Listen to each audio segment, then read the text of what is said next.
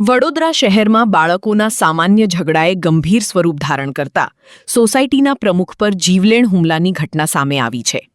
Priya talkies નજીક આવેલી sunflower heights સોસાયટીમાં બાળકો વચ્ચે થયેલી બબાલ અંગે વાતચીત કરવા સોસાયટીના પ્રમુખ દિનેશભાઈ આયર ઉપરના માળે રહેતા રહેવાસીઓ પાસે ગયા હતા. આરોપ છે કે વાતચીત દરમિયાન ઉશ્કેરાયેલા પડોશીઓએ તેમના પર હુમલો કર્યો અને તેમને બાલ્કનીમાંથી નીચે ધક્કો મારી દીધો. ઘટનાના પગલે દિનેશભાઈ પહેલા માળે લટકતી હાલતમાં જોવા મળ્યા હતા, જેને લઈ સોસાયટીમાં અફરાતફરીનો માહોલ સર્જાયો હતો. હુમલામાં તેમને પગ, માથા અને આંખના ભાગે ગંભીર ઈજાઓ પહોંચી હોવાનું પરિવારજનોએ જણાવ્યું છે. લોહીલુહાણ હાલતમાં તેમને તાત્કાલિક ખાનગી હોસ્પિટલમાં સારવાર માટે ખસેડવામાં આવ્યા હતા. ઘટનાની જાણ થતાં તાલુકા પોલીસ સ્થળ પર પહોંચી હતી. પરિવારની ફરિયાદના આધારે પોલીસે ગુનો નોંધી સમગ્ર મામલે વધુ તપાસ અને કાયદેસરની કાર્યવાહી હાથ ધરી છે. બાળકોના સામાન્ય ઝઘડાએ હિંસક સ્વરૂપ ધારણ કરતા સમગ્ર વિસ્તારમાં ચકચાર મચી છે અને સ્થાનિકોમાં પણ આ ઘટનાને લઈને ભારે ચર્ચા ચાલી રહી છે. આ છે 3 દિવસની બબાલ છે. તઈ છોકરો છે નાનો, અમારા ઉપર ચોથેમાં રહે છે. એને કેવા ગયા અમે કે તમારો છોકરો સંડાસ કરે છે ગાર્ડનમાં, પેશાબ કરે છે લિફ્ટમાં,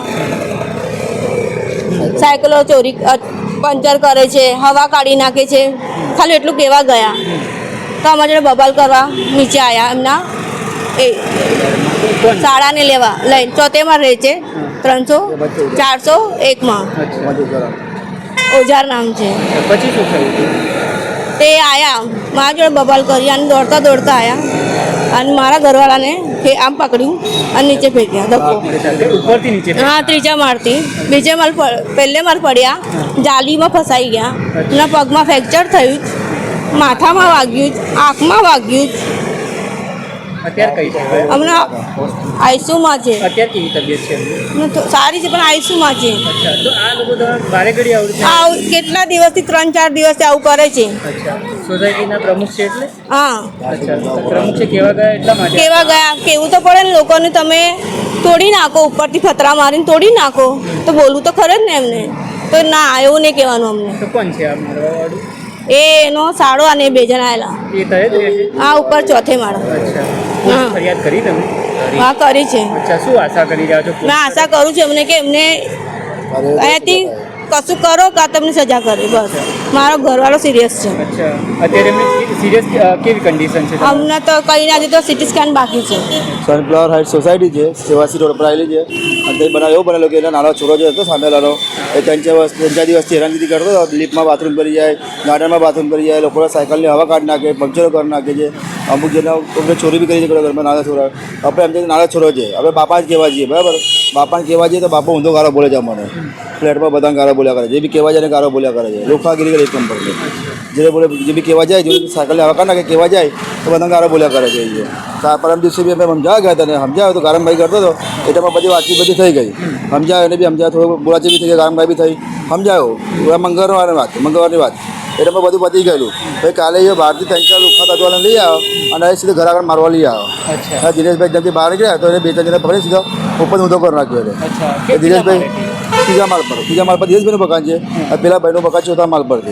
એ ઉપરથી સીધા નીચે દરવાજામાં આવ્યા. સીધા દરવાજામાંથી દિનેશભાઈ બહાર નીકળ્યા. હવે ઉપર જઈને 2-3 જણા પકડ્યો અને સીધો ઊંધો કરે લટકાવવા માટે અને સીધો નીચે ગયો દીધો. એ પગમાં વાગ્યું છે, માથામાં છે. માથામાં સિરિયસ છે. હજુ બાનમાં નહીં ભાઈ, હજુ બાનમાં ભાઈ છે નહીં. આ પેલા લોકો આવી રીતે દર વખતે બોલે બહાર બને લુખાણ કરતો લઈ આવે છે અને દાદાગીરી કરે છે ફ્લેટમાં. આખા ફ્લેટવાળા બધાને ખબર છે. પોલીસ ફરિયાદ આજે બપોર કરી, કાલે કરવાની હતી પણ કાલે અમે દવાખાનામાં બાગદોરમાં હતા એટલે અમે પોલીસ સ્ટેશન જવા નહીં. આખી રાત અમે કઈ હતા અમે લોકો. આજે બપોર આવી ગઈ. બપોર આવી ગઈ. અમે આશા એવું જ કરવા માંગીએ છીએ કે ભાઈને ન્યાય મળે, એ ભાઈને સજા થાય. અને જે બહારના લુખ્ખા તત્વો જે આવ્યા હતા એમને પણ એના પર કાર્યવાહી થાય. તમે બહારના વ્યક્તિને કેમ બોલાવો છો? સોસાયટીની વસ્તુ છે, સોસાયટીની વાત છે. જે પ્રમુખ છે દરેક 2 ફ્લેટમાં 5-4 પ્રમુખ છે. તમે છોટા બેન શાંતિથી બેન વાત કરો ને. બહારના લુખ્ખા તત્વોને કેમ બોલાવો છો મારામારી કરવા માટે? તમે રહેવા આવ્યા છો કે લુખાગીરી કરવા આવ્યા છો? અહીંયા મારામારી કરવા આવ્યા છો તમે લોકો? અહીંયા